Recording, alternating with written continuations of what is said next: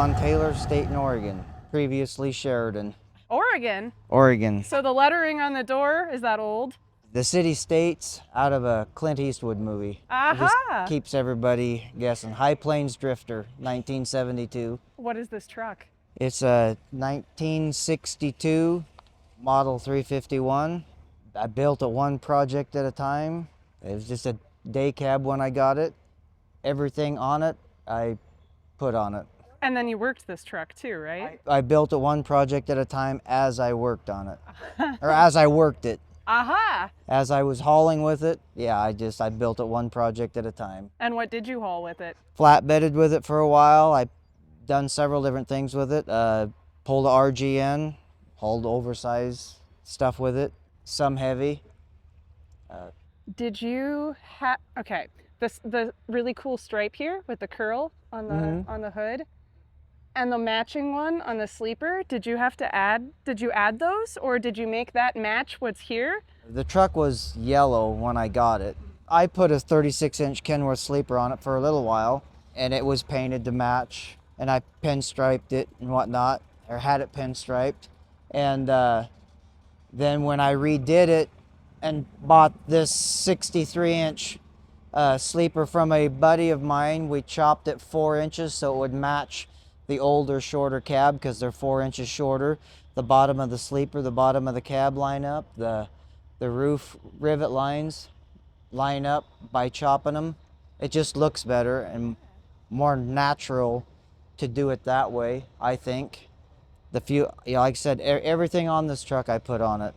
Air cleaners, fuel tanks, fenders, spotlights, everything. And you've done all the work yourself? I've done most of the work myself. I had it painted. An old acquaintance of mine who used to be a Cummins mechanic, he and I built this engine to put in here. What is the engine? It's a big cam 2 twin turbo Cummins with MVT, mechanical variable timing. It's 855 cubic inch, custom rated. It's not the hottest thing on the road, but it does okay. It spanks my 3408.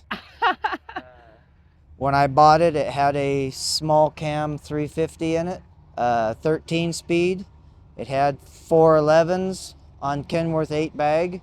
It now has this engine, a 6 and a 4, and 342 gears. Did you put the 6 and 4 in it? Mm-hmm. What did that come out of? I bought it off of a guy that took it out of a Kenworth. And then were you looking for one of these, or did you just happen to find this truck somewhere, or how did you come across it? I guess I just kind of came across it. I wasn't looking for a 351. It worked for me. Was it nearby? Yes, I know most of the history of the truck.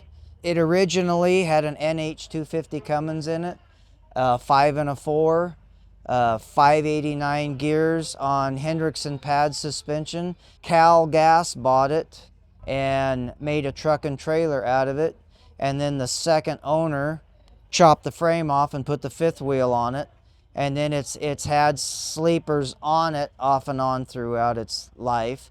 When I bought it, like I said, it had the small cam 350, the 13 speed and 411s, but I've changed all that out. How long did you work it? How many years? I think I bought this back in somewhere around 98 or 99, and the last time I had it on the road and worked it was in 2015. I've got a 52 Model 350 that's my daily driver that I haul logs with in Oregon, and it's got a 3408, 5 and a 3, Eaton 2-speed 411 561 rears on. It had walk and beam suspension, and it now has New Way air ride on it. So you like older trucks? You could say that. Yes. My Jeep is a 53 CJ3B high hood. What else is in the collection? The newest thing I have is my 2010 Harley. Do you tend to fix up a truck and then keep it? Or do you sell them on? Pretty much. My very first truck was a 69 Peterbilt 358, which was a tilt hood, and it had a 8V71 in it, 318 Detroit, 13 speed. It had SQHDs, 463 ratio on Rayco 4-spring suspension, and that was my first truck. It weighed about 15, right around 15,000 full of fuel with me on the truck.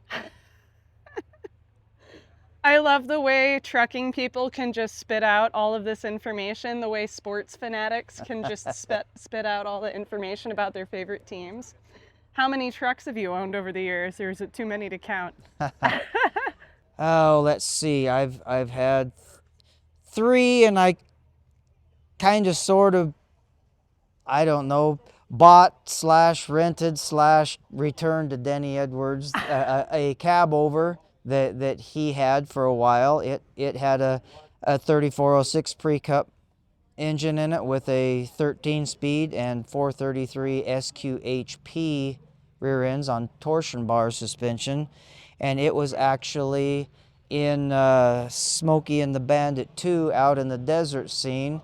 It was pulling he had a painted up reefer that he pulled behind it.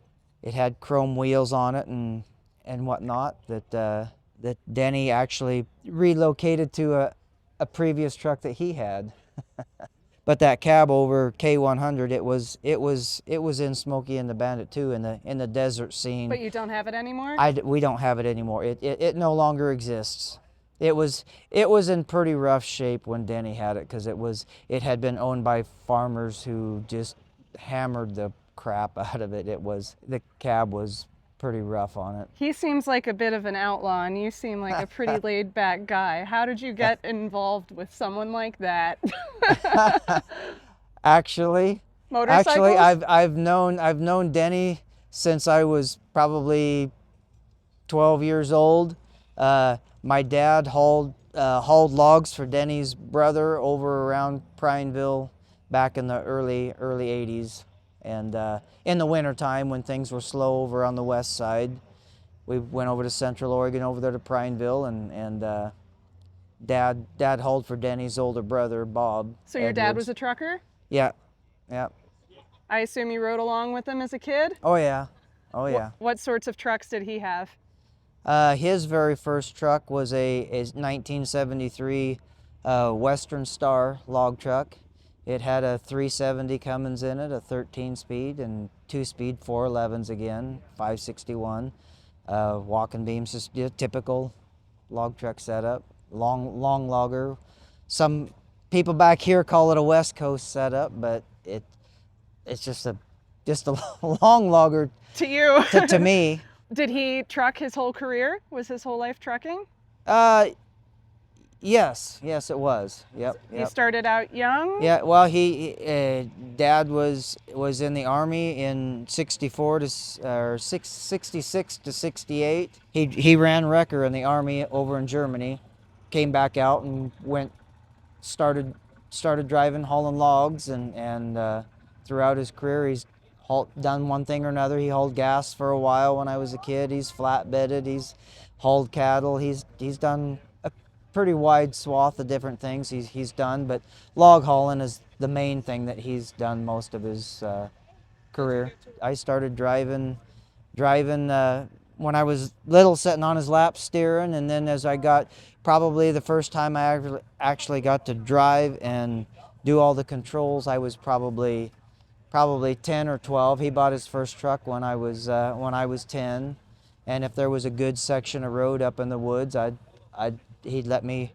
drive, and then I probably started driving the truck out of the woods if the roads were good at probably, I don't remember now, 12 or 13 years old.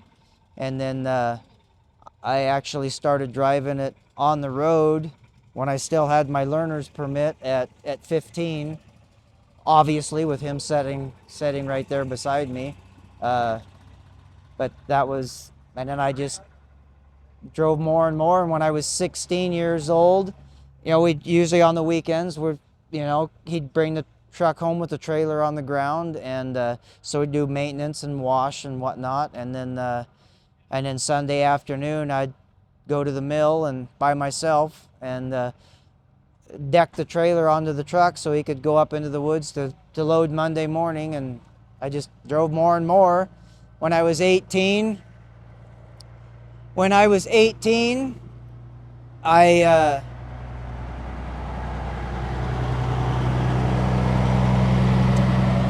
I was 18, Dad happened to be on a log haul at that time that he would bring home a load of alder in the afternoon that went down to Eugene, which was hour and 45 minutes, 2 hours south of Sheridan.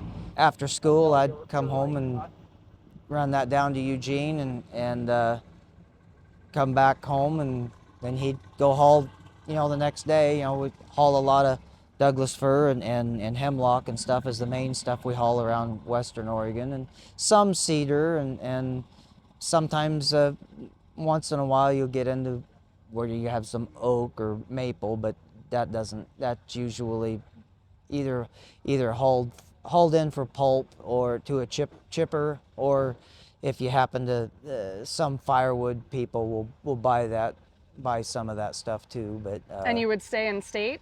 Oh yeah, okay. Yeah. And then it would have been probably a pretty smooth transition into trucking out of school? Oh, it was that's all I ever wanted to do. I mean, my mom, true or not, my mom said my first word was truck. There was no hope from the beginning.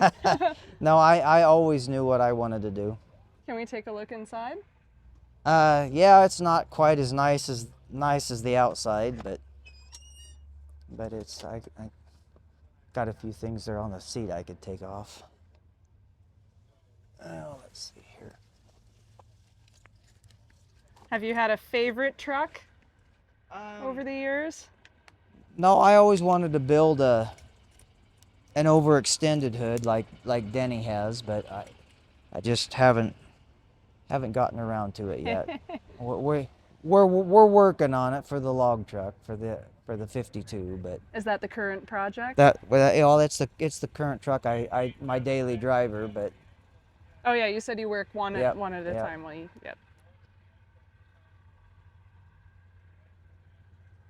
Do you like the Eldorado seats? I know a lot of people have very different views. I do, yeah. Seems like most people they either love them or they hate them. Yeah, I like them. I like them. They works for me. Was this your first twin stick truck, or have you driven others? I've driven others in the past. Ooh, big steering wheel. Yep. And you drove this all the way from home to here in Wisconsin. How was the drive? It was good. Uneventful? It was good. I came mainly the back roads. Came across Highway 20 and 26 for the most part. Was that its longest trip, I assume? No, I worked this local most of the time, but I'd do long trips a couple of times a year just for giggles and grins. And it's been back to the Washington D.C. area and Pennsylvania, and it's been down to Florida. Does it go to many shows? I go to a few. I went to the Harrisonburg show with it. I bobtailed all the way from home, all the way out to Harrisonburg. Went up to Spokane and then came across Highway 2 to the Upper Peninsula of Michigan, and then dropped back down and came across Highway 250 into Harrisonburg. And there was a local. It kind of caught me off guard. There was a local there. He kind of overheard me talking about how I came in there, and he was looking at my truck, and he says, "You came across Highway 250 with this?" And I said, "Well, yeah." Kind of question, and what do you mean, yeah? And he says, "My hat's off to you coming over Highway 250 with no front wheel brakes on this truck, because it doesn't have front wheel brakes on this truck." And He said, my hat's off to you. And I said, oh, well, thank you. I said, there was several corners that snuck up on me because they don't mark all the corners on that highway. And yeah, I mean, I thought I had slowed down for some of these corners, but some of them, they get sharper as you go around them. And you think you've slowed down enough and it just keeps getting sharper. You've got a wig wag for your Yep. low air.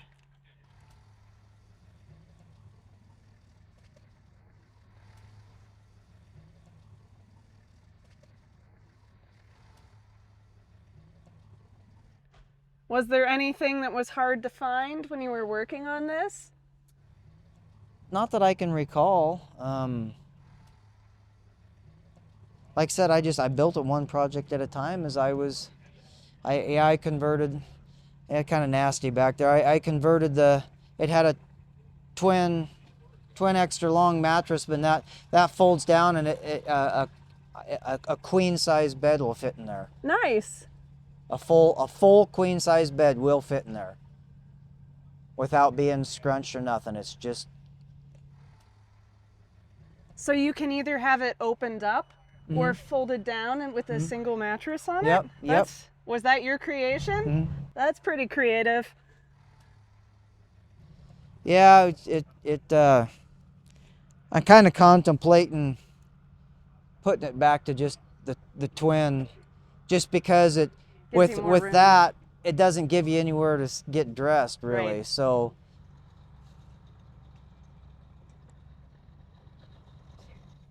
it seems to work best with an air mattress versus a regular mattress in there, which if I had blinds around in the cab, which I do, it just put some blankets up, around the windows. You could stand, out here in the cab and get dressed. That'd still be sort of tough. But I kind of rigged it up that way to maybe do some light duty camping. That was kind of the reason why I kind of thought about doing the twin, the queen size mattress in there.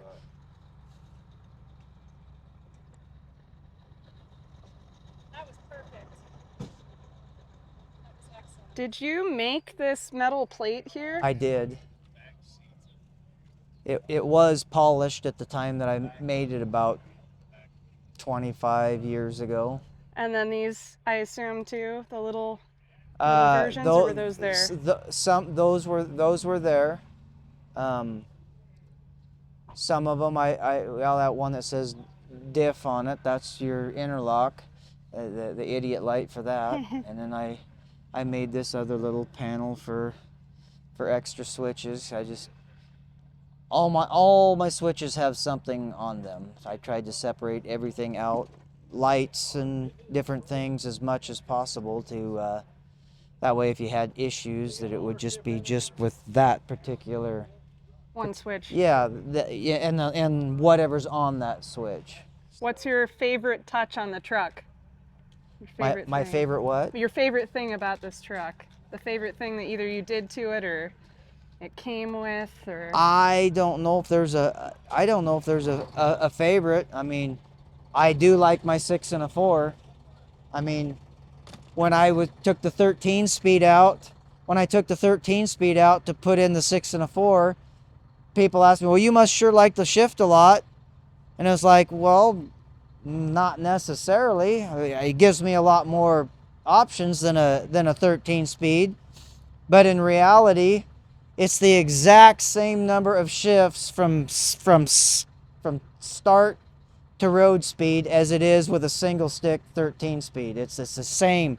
The only difference is you might be flipping a button where I'm moving a stick, or any combination of the two, but it's the exact same number of shifts from takeoff to road speed. And I think that surprises a lot of people because they just think you're constantly shifting, and with your arm through the steering wheel and yeah, that's never worked for me. So. Well, it definitely has the cool factor. Oh, well, thank you.